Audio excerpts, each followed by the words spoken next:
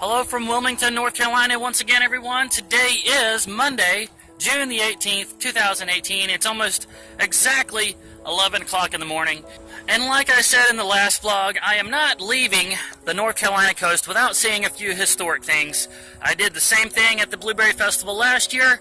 Last year I actually took a little trip up the coast to Kitty Hawk and went to see the Wright Brothers Memorial and the very first airstrip where the very first motor-powered flight took place. That was before I was doing the vlog, so I don't have much to show you except pictures. Also, I went over to Roanoke and saw the Lost Colony Memorial Museum and outdoor play, and also saw Duck Donuts. I can recommend all three of those things, but that was 2017. It is now 2018, and today I am at the USS North Carolina Battleship Memorial. I don't know much about this other than that it was an actual Navy destroyer, I believe. It came highly recommended, so let's go on in, have a look around. Had to show this gun-free zone sign here. This doesn't look much like a gun to me. It looks more like a Nintendo Zapper. It's kind of funny to see. Got egrets that look more like lightsabers. These signs are starting to look very nerdy. Now before we go in for the tour, we can walk through the museum, see this nice scale model, nicely made scale model of the USS North Carolina. Okay, I was calling this a destroyer, but apparently that is wrong. It is actually called a dreadnought. The USS Carolina was launched in 1941 and served only in World War II, and apparently all the way up until 1945, August of 1945, and it's got 15 battle stars. More battle stars than any other battleship during the war. So this dreadnought was exclusively to World War II, and it was well used, well decorated, and it served its purpose very well. Was it in fact worth the $80 million that were spent on it back in 1941?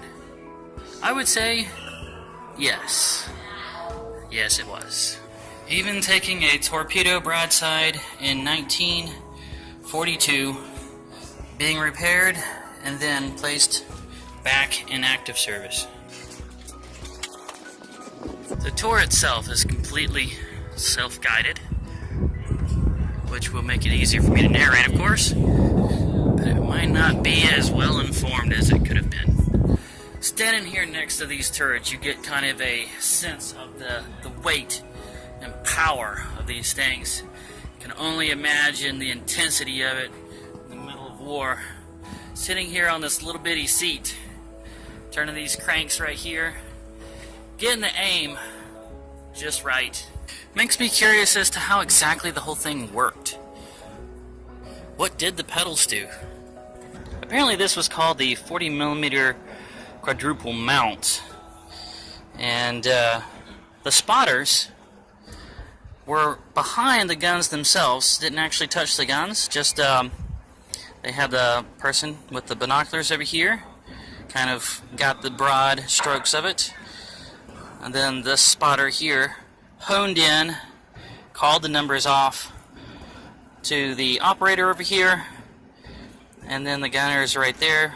Pretty much their whole responsibility was keeping the guns loaded and firing them off when they were signaled to do so.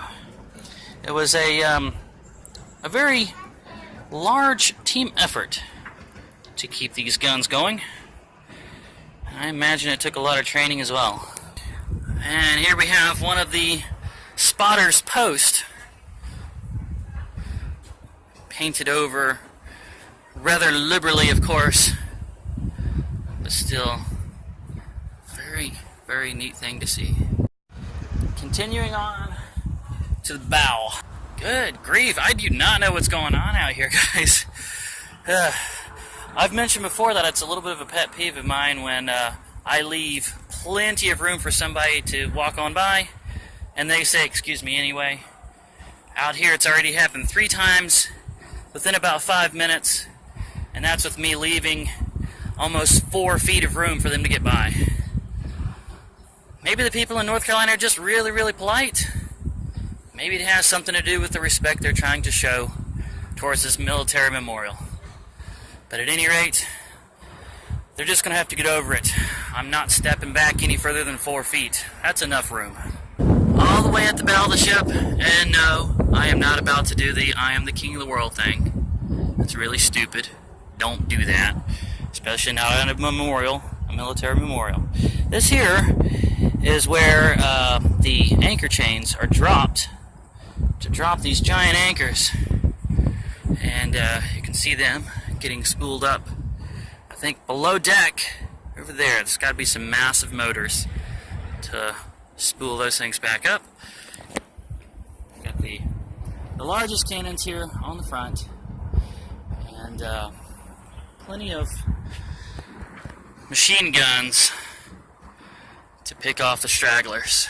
I was reading this about the machine guns. They are called 20mm gun mounts, and apparently their main purpose was anti-aircraft, or some accounts of these guns actually shooting down airplanes.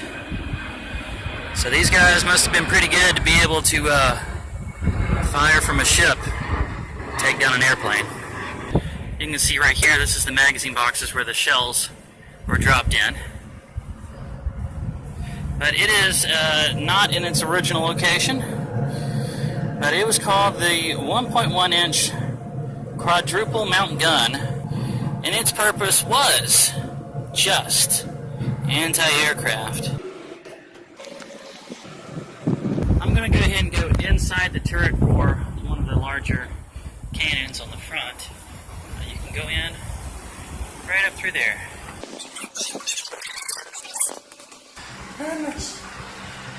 Hello there.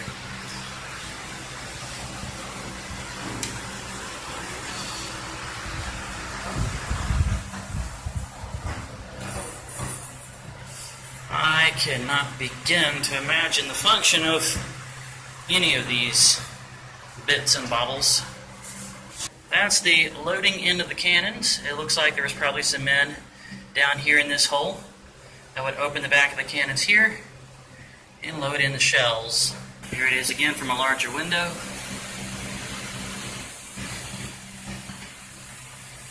Looks like I have found the ladder to get to some of the even higher upper levels of this dreadnought.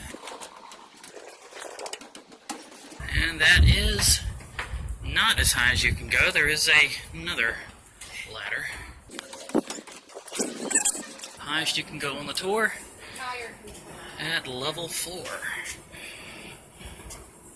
But up here, this is a functional door. There we go.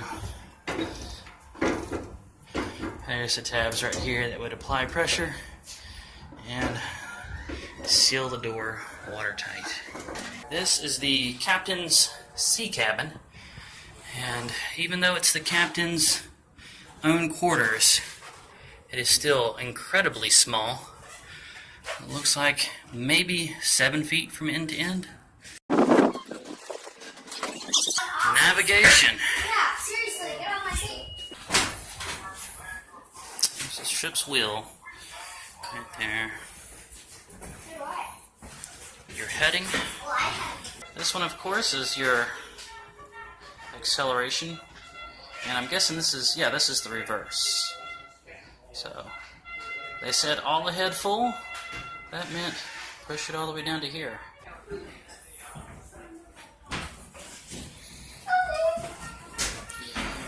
Some kind of tracking. A couple of handles here that are nice and marked. I'm guessing this one activates the whistle, and that one, the foghorn.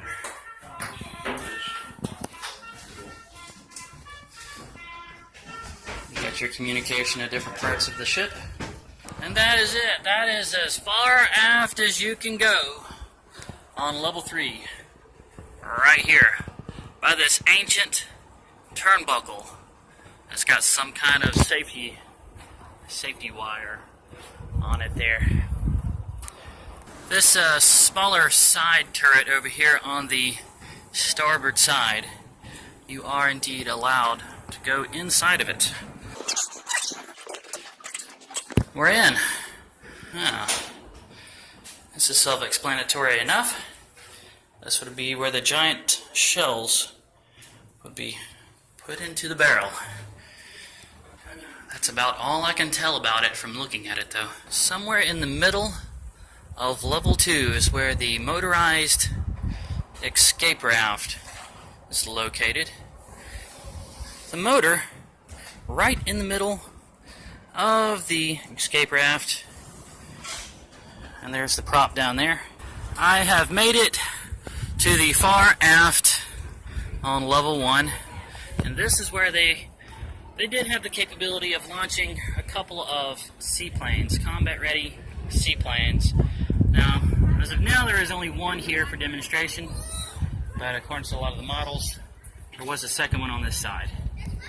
So, the crane would pick them up, drop them over the side into the ocean, and they could take off from there with these giant pontoons. Now, seaplanes are not real maneuverable, so I imagine this was not something they did very commonly. They probably relied on the cannons more than anything else. It was nice to have this option if they needed it. Looking at this piece right here, I don't know for 100% certain, but I believe this was a signal light right here. They could flash lights from ship to ship or ship to shore using Morse code, and if their communication radios were down, that was another way to get messages across. Okay, it is now time to take the below deck tour. This is where I came down right here. Let's start with the teeny tiny little chapel. Even the keyboard was teeny tiny. They had to keep everything small. Space is limited on this dreadnought. Here's the mess hall. Raised lip around the outside edge, so that when the ship went to swing back and forth, the food didn't slide completely off onto the ground. Makes it hard to eat after that happens. I'm sure they probably would. Going through the door, underneath the stairs, this is the line here. You'd get your tray and they would splat on whatever kind of food was made back here in the galley. And then a few more tables to eat at back here. Other double doors. And even more. I think there was a total of 2,000 men that served aboard this ship. Not all at one time. So there had to be a lot of food and a lot of places to eat. In the very back aft of the ship now, and there's some nice pictures here of just some of the regular day-to-day life functions of the ship, including the laundry, the cobbler shop, print shop, and this is the crew berthing. Well, it's not spelled with an IR, so I imagine that's just what they meant by that's where they slept. They even had a barber shop somewhere in here. But there's another staircase going to a level even further down below decks. So let's go see what's down here. This is the print shop. What kind of printing did they do inside of a ship? It looks like they had their own newsletter. Yeah, that's nice. Oh, their own newsletter crew, print crew. Just a short ways away. Looks like this is where the clean uniforms were kept in here. This will be the laundry. And they got, sailors are always picky about having nice pressed uniforms. They've got one right there that can do a whole shirt at one time, it looks like. Or pants. And this would be where the laundry was wrung out. Oh, and this would be the cobbler shop. Shoe repair. Sailors like to have nice shiny shoes. I mean, how are they going to impress every girl at every port that they come to? Looks like they did have dryers of some kind, so those machines that would wring the water out just got them as dry as they could with that method, and then they would come in here, dry them the rest of the way. Very similar to the tumble dryers we use in our homes today. And here we have the berthing, or where the cots were, where they slept, stacked, 4 on top of each other. Who decides who's going to be on that top bunk? It's got to be the run of the litter, the one that just kind of gets bullied a little bit. And that is where I came down. Looks like there is a 3rd level, even further down below decks. This will be the engine room. There's your dials there. I'm sure they measured like oil pressure and that kind of thing right there. Controls on this side. A few more over here. Universal joints. Raised face flanges. Regular hex head bolts. Things have not changed a whole lot as far as heavy machinery goes. You even have your old-fashioned grease fittings there. Looking at this after working in the Pipe Fitters Union, I don't wonder about how to operate it as much as I wonder about how hard it was to install this. Back in the other side of the mess hall, about where I came in, but on this side, they've got the supply room where the men could buy toiletries, tobaccos, things, inks, stuff they would use. Nice little display cabinet over here where you can read some of the labels. You've got Sir Walter's smoking tobacco. Script washable blue, that's some kind of ink. A couple more inks here. They even had a hand lotion.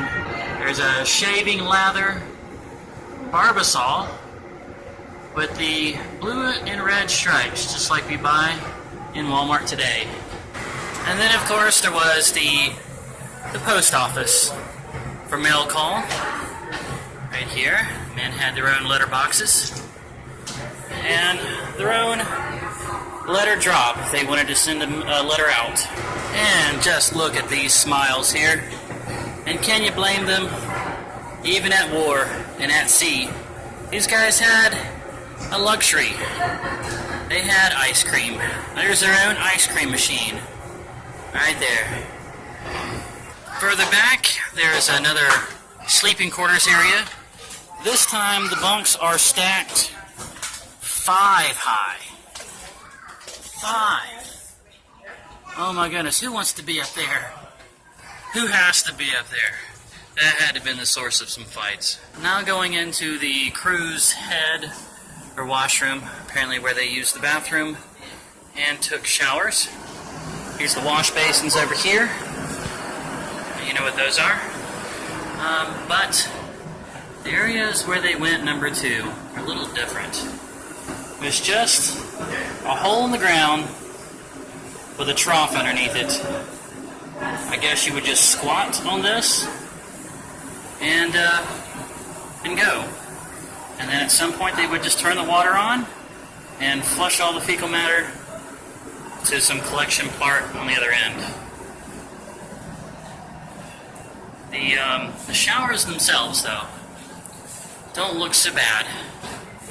But being as there are only a couple shower heads for all these hundreds of soldiers, imagine they had to make their showers very quick. And a shower was probably a very precious thing. In here, they even had an X-ray machine, some kind right there.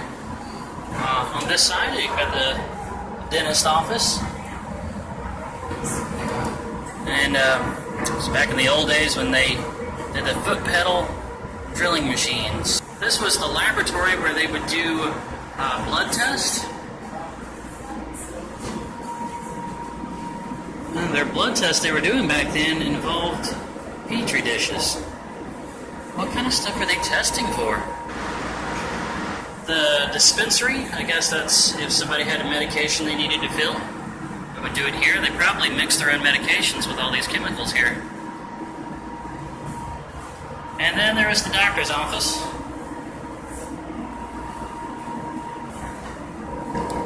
That's another surgery room right there. Repairing wounded soldiers. Stitching them up. This is right after you come out of the doctor's office. We've got some larger cots, this time stacked only too high. So I guess if you were wounded, you did deserve a little bit of a luxury of only being in a 2-stack barracks. And a more accessible shower, apparently. Photography staff. They have their own photo lab on this ship. Huh. Warrant officer mess and pantry. Okay, that's the pantry. I'm not seeing the photo lab. This is the warrant officer's mess. They were granted more space, more luxury because of their advanced rank. Seems a little elitist when you think about it. The flag office. But looking at it, it looks more like it's just dedicated to doing the bookkeeping and paperwork. Offices back then had a lot of these. This is an Ediphone, and it was for recording like voice memos and stuff that needed to be transcribed later on. You could take, here's a better look at it right here. You could take these wax cylinders, put them on the machine, and then speak into like a megaphone or a funnel, and it would record your voice on the outside of the cylinder. These predated the record player. They were called the Ediphone because they were, in fact, invented by Thomas Edison. Got more office workers through here. Got your row of shuttle typewriters with your accountants just hard at work, banging away in there. All these record books right behind them. Here's a little display of the type of engine that was used on the seaplanes outside near the back of the ship. They were called the Pratt & Whitney. 450 horsepower. You can see the pistons were circular around the props, firing in succession.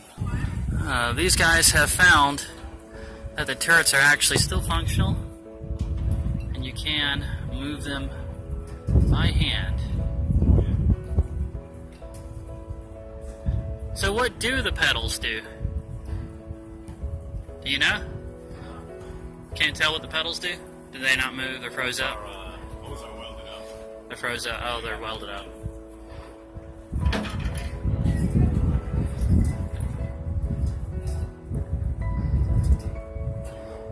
Oh my goodness. Looks like it wouldn't take much work to get it working again. Okay, I just moved that cannon pointing straight up. You wouldn't want to do that. The shell would come right back down on you.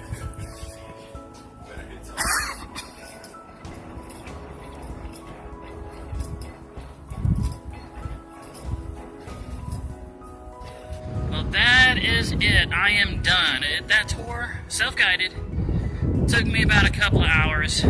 It's $15 for adults, and definitely worth every penny of it. The only recommendation I can have is please do not come in June like I did. This was a Monday, and you saw what kind of problems I was having with the overcrowding on a Monday. I can only imagine if you try to come out here on the weekend. So if you want to do this, it would probably be best to do it in an off season while school is still in session, but still very much worth it.